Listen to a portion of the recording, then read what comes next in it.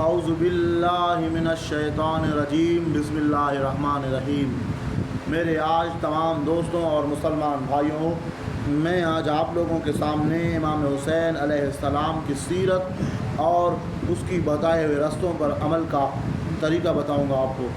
دوستوں، امام حسین علیہ السلام نے زندگی میں ہمیشہ نماز کو قائم رکھا۔ امام حسین علیہ السلام نے حضور صلی اللہ علیہ وسلم کے صحبت میں، اس کی موجودگی میں امام حسین علیہ السلام نے اللہ کے حضور سجدے کیے۔ امام علی علیہ السلام کے دور میں امام حسین علیہ السلام جنگ صفین میں امام حسین علیہ السلام کو ہمیشہ جنگی کور اور جنگی سپورٹ دیتے رہے۔ تو میں آپ سب مسلمانوں کو یہ نصیحت کرتا ہوں کہ امام حسین علیہ السلام ہمیشہ اپنے آقا و مولا کے ساتھ کھڑے رہے۔ آپ نے معاویہ کے بڑے مسئلوں میں ان کا ساتھ دیا، آپ نے یزید کے بڑے مسئلوں میں یزید کے ساتھ کھڑے رہے۔ میں کچھ مسلمانوں کو یہ بتانا چاہتا ہوں کہ امام حسین علیہ السلام کو دین کا وہ عظیم ممبر اور علم بردار ہے جس کی بنا اسلام نامکمل ہے۔ چند مسلمان یہ سمجھتے ہیں کہ ہم اپنے آقا و مولا امام حسین علیہ السلام کی سیرت اور اس کی چند حدیثوں کو بیان کر کر ہم مسلمانوں کے بیچ میں فساد کا وجہ بنیں گے۔ میں آپ تمام مسلمانوں کو آج اس چیز کا نصیحت کرتا ہوں، اور میں آج آپ تمام مسلمانوں کو اللہ اور رسول صلی اللہ علیہ وسلم کے بتائے ہوئے راستے پر چلنے کی دعوت دیتا ہوں۔ دوستوں، اپنا پروگرام آج میں اس بات سے شروع کرتا ہوں کہ اللہ پاک نے امام حسین علیہ السلام کو وسیع علم عطا فرمایا۔ امام حسین علیہ السلام امام علی علیہ السلام کے بعد مسلمانوں کے بیچ میں سب سے سمجھدار ترین شخصیت گزرے۔ امام حسین علیہ السلام نے اللہ کی رسی کو ہمیشہ مضبوطی سے تھاما رکھا۔ امام حسین علیہ السلام نے ہمیشہ آپس میں اتفاق اور اتحاد کی دعوت دی۔ امام حسین علیہ السلام نے کبھی بھی حکومت کی لالچ دل میں نہیں رکھا۔ امام حسین علیہ السلام کربلا اور عراق جس مقصد سے گئے، آج میں آپ لوگوں کو وہ مقصد بتاؤں گا کہ امام حسین علیہ السلام کیوں گئے اور کس نے اس کو بلایا، اور کس کے کہنے پر امام حسین علیہ السلام نے بیعت سے انکار کیا۔ امام حسین علیہ السلام نے اللہ کے حکم کو بجا لایا اور کہا کہ میں اس شخص کی کیسے بیعت کروں جس کی مجھے دیانتداری پر یقین نہ ہو۔ میں کبھی بھی کسی ایک شرابی اور زانی کی کسی بھی طرح بیعت نہیں کروں گا۔ یہ امام حسین علیہ السلام پر چند لوگ یہ باتیں کرتے ہیں۔ میں آپ لوگوں کو بتانا چاہتا ہوں کہ مسلمانوں کے تخت پر آج تک نہ کوئی شرابی آیا ہے، نہ آئے گا، نہ کوئی مسلمان۔ اس عظیم مسلمانوں کے بیچ میں ہمارے آقا و مولا امام حسین علیہ السلام نے امیر معاویہ کے ساتھ مل کر بڑے مصلحت اور بڑے فیصلے کیے۔ آپ نے امیر معاویہ کے ساتھ مل کر، آپ نے یزید کے ساتھ مل کر بڑے مسئلوں پر آپ لوگوں نے مشاورت کیے۔ جس طرح امام حسین علیہ السلام نے مدینے کی اندر رہ کر مسلمانوں کو ہمیشہ تبلیغ کیا اور اللہ کا سیدھا راستہ دکھایا، مسلمانوں کو آپس میں تقسیم ہونے سے بچایا۔ یہ میرے آقا و مولا حسین علیہ السلام کا شان ہے۔ دوستوں، بہت سے لوگ یہ سمجھتے ہیں، جن کی غلط فہمی ہے کہ ہم اپنے آقا و مولا امام حسین علیہ السلام کو اس طرح بس کربلا کے چند آیات سنا کر ہم مسلمانوں کے بیچ میں تفرقہ کا وجہ بنیں گے۔ تو میں اپنے ان مسلمان بھائیوں کو کہنا چاہتا ہوں، مسلمانوں، دین بہت ہی لمبا ہے۔ دین کو سمجھنے کے لیے آپ کو عالموں کے ساتھ، علماؤں کے ساتھ بیٹھنا پڑے گا، آپ کو روزے کے لیے نکلنا پڑے گا، آپ کو علماؤں کے صحبت میں بیٹھنا پڑے گا، آپ کو علماؤں کی بات سننی پڑے گی کہ جو اگر کوئی عالم اور علماؤں کے بیچ میں اگر کوئی فرق ہے تو وہ فرق ہمارے نظریے کا ہے۔ ہمیں اپنے آقا و مولا امام حسین علیہ السلام کی بیعت، اس کی بتائے ہوئے راستے پر عمل کرنا چاہیے۔ ہم اپنے آقا و مولا امام حسین علیہ السلام کی ہمیشہ اور ہر صورت اس کی اطاعت کریں گے۔ تو دوستوں، آج میں جس موضوع پر بات کر رہا تھا، تو میرا آج کا موضوع یہ ہے کہ ہمیں حسین علیہ السلام کی سیرت کو دیکھنا چاہیے اور واقعہ کربلا کے اصلی اور صحیح مجرموں کی نشاندہی کرنی چاہیے کہ واقعہ کربلا کس کے کہنے پر ہوا، کون اس کا اصل مجرم ہے، اور کیوں واقعہ کربلا وجود میں آیا۔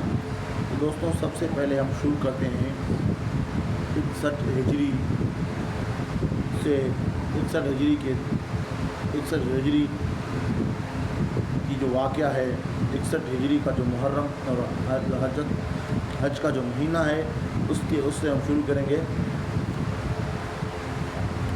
61 ہجری میں ہوا یہ کہ کوفے سے امام حسین علیہ السلام کے پاس خط آنے لگے۔ خطوں میں یہ بتایا گیا کہ آپ عراق آئیے اور ہمیں دین کی تبلیغ کیجیے اور ہمیں اللہ اور رسول صلی اللہ علیہ وسلم کے بتائے ہوئے راستے پر ہمیں عمل کرائیں تاکہ مسلمان اپنے دین کو مضبوطی سے تھامے رکھیں۔ جب امام حسین علیہ السلام کربلا کے میدان کے شہر کے قریب ہوئے تو میں آپ کو کربلا کے صحیح اور اصلی قاتلوں کے نام بتانے لگا ہوں۔ ہم اجتماعی طور پر کسی کو قاتل نہیں کہہ سکتے جب تک کہ ہمارے پاس صحیح ثبوت نہیں ہوں گے۔ تو میری بات آپ غور سے سنیں۔ سب سے پہلے سعد بن ابی وقاص رضی اللہ تعالیٰ عنہ کے بیٹے عمر سعد، ٹھیک ہے، اس نے حکومت وے کی لالچ میں آ کر عبید اللہ زیاد سے یہ کہا کہ اگر عبید اللہ زیاد نے سعد بن ابی وقاص رضی اللہ تعالیٰ عنہ کے بیٹے عمر سعد سے کہا کہ آپ اگر حسین کو روکتے ہیں، اس کو قتل کر دیتے ہیں، اس کو شہید کر دیتے ہیں تو بدلے میں آپ کو حکومت رے دوں گا۔ حکومت رے عراق کا ایک سرسبز علاقہ ہے جس کے وعدے پر عمر سعد نے کوفے کے فوجوں کو اکٹھا کیا اور کربلا میں امام حسین کو گھیر لیا، جس میں شمر ذوالجوشن جو کہ مرکزی کردار ہیں، ٹھیک ہے، جس نے امام حسین علیہ السلام کے شہادت کے جو حقیقی اور اصلی مجرم ہیں، جنہوں نے میدان میں امام حسین کو شہید کیا، جنہوں نے میدان میں عباس علیہ السلام کو شہید کیا، جنہوں نے 21 اہل بیت کو شہید کیا، جنہوں نے 72 ائمہ البیت اور علی المومنین والمسلمین کو شہید کیا، جس میں امام علی علیہ السلام کے 9 بیٹے شہید ہوئے اور امام حسین علیہ السلام کے 2 جوان بیٹے، اللہ کو ان کو معاف کرے کہ 3 بیٹے اس کے شہید ہوئے کربلا میں، اور امام حسن علیہ السلام کے 4 بیٹے شہید ہوئے اور مسلم بن عقیل کے بیٹے شہید ہوئے، مسلم بن عقیل کے بھائی شہید ہوئے۔ میں آپ لوگوں کو یہ کہہ رہا ہوں کہ آپ امام حسین علیہ السلام کے نظریے کو سمجھیں، نہ کہ آپ الجھنے کی کوشش کریں۔ ہمیں اپنے آقا و مولا حسین علیہ السلام کی سیرت کو سیکھنا چاہیے۔ تو یزید نے یہ فرمان جاری ضرور کیا تھا کہ آپ حسین کو کوفے میں روکیں اور اسے گرفتار کر کے میرے پاس شام لے کر آئیں۔ میں آپ کو کہیں حدیثوں سے یہ ثابت ہے کہ یزید نے امام حسین علیہ السلام کے قتل کا فرمان جاری نہیں کیا۔ اس نے کہا کہ آپ حسین کو مجبور کریں کہ یا تو میری بیعت کرے یا تو اسے میرے دربار میں گرفتار کر کے پیش کیا جائے۔ تو امام حسین علیہ السلام نے کہا کہ میں یزید کا بیعت نہیں کروں گا۔ یہ شمر ذوالجوشن اور عمر سعد نے مل کر جو ہے نا امام حسین علیہ السلام کو شہید کیا، اور میں آج اپنے اس یوٹیوب چینل کے اس تقریر میں آپ سب کو بتا رہا ہوں کہ خدا را اللہ کے واسطے گمراہی سے بچیں۔ اصل قاتل یہ ہیں جن کی نام آپ لیتے نہیں ہو، شمر ذوالجوشن، عمر سعد، یہ اصل قاتل ہیں جنہوں نے لیڈ کیا کربلا کے لشکر کو اور جنہوں نے لیڈ کیا یزیدی فوج کو۔ آپ سے پوچھنا چاہتا ہوں کہ آج پاکستان کا حکمران اسلام آباد بیٹھا ہوا ہے، اگر بلوچستان میں قتل ہوتا ہے تو وہ یہاں کے لوگ اس کے ذمہ دار رہیں گے، نہ کہ اسلامی جمہوریہ پاکستان کے وزیر اعظم میاں محمد شہباز شریف۔ ہاں یہ ضرور ہے کہ یزید کے دور میں حسین شہید ہوا، مگر یزید نے تلوار اٹھا کے حسین کو شہید نہیں کیا، ٹھیک ہے۔ میں آپ کو یہ بتانا چاہتا ہوں کہ کل کو آپ لوگ کہیں گے جی یہ یزید کا دفاع کر رہا ہے۔ میں آپ لوگوں کو صحیح حقائق بتا رہا ہوں، بھلے آپ ان حقائق کی تصدیق کسی بڑے علماء سے کریں۔ یزید کی غلطی یہ ہے کہ اس نے اس وقت امام حسین علیہ السلام کے قاتلوں کو سزا نہیں دیا، اور عمر سعد، شمر ذوالجوشن اور عبید اللہ ابن زیاد کو جس نے کوفے کا گورنر بنایا، یہ یزید کی غلطی ہے۔ اس کی غلط حکمت عملی ہو سکتی ہے۔ قاتل ٹھہرانے کے لیے یہ شرط ضروری ہے ہمارے اسلام میں کہ 2 گواہ ہونے لازمی ہیں۔ قاتل کے اوپر ہمارے دین میں الگ فتویٰ جاری ہوتا ہے اور نااہل حکمران کے لیے الگ فتویٰ جاری ہوتا ہے۔ یزید ایک نااہل حکمران ہو سکتا ہے، اس چیز کو میں ڈیفینڈ کرتا ہوں، تسلیم کرتا ہوں کہ اس کے دور میں یہ غلط کام ہوا، مگر یزید کے اوپر اور امیر معاویہ کاتب الرسول صلی اللہ علیہ وسلم کے اوپر اس طرح کا بڑا رائے رکھنا یہ ایک بڑی ذمہ داری کی بات ہوگی۔ دوستوں معذرت کے ساتھ کچھ لوگوں کو یہ بات میری بری لگے گی، امام حسین علیہ السلام نے ہمیشہ اللہ اور رسول صلی اللہ علیہ وسلم کی دین کا راستہ ہم سب کو سکھایا ہے۔ مہربانی کریں فتنے سے بچیں، اس تقریر کو سنیں، اس کی آخری الفاظ سنیں، اور یہ تقریر میں نے آپ لوگوں کے لیے اور آپ مسلمان بھائیوں کے لیے بنایا ہے۔ اس میں میں نے آپ لوگوں کے لیے بھلائی اور نصیحت رکھا ہے۔ ہمیں امام حسین علیہ السلام کی سیرت کو سیکھنا چاہیے، اور نہ کہ ہمیں روڈوں پہ نکلنا ہے، اور نہ کہ ہمیں مسلمانوں کے بیچ بدامنی کا وجہ بننا ہے۔ ٹھیک ہے، اگر امام حسین علیہ السلام کا غم ہے، جس کو ہے وہ بڑے غم منائے، ہمیں کسی سے کوئی مسئلہ نہیں ہے، پرامن طریقے سے کریں۔ کسی نے اگر کوئی جانا ہے، باہر نکلنا ہے، اگر مارچ کر لیے تو کرنے دیے جائے، مگر بات یہ ہے کہ ہم ریاست کے بیچ میں بدامنی کا وجہ نہیں بن سکتے۔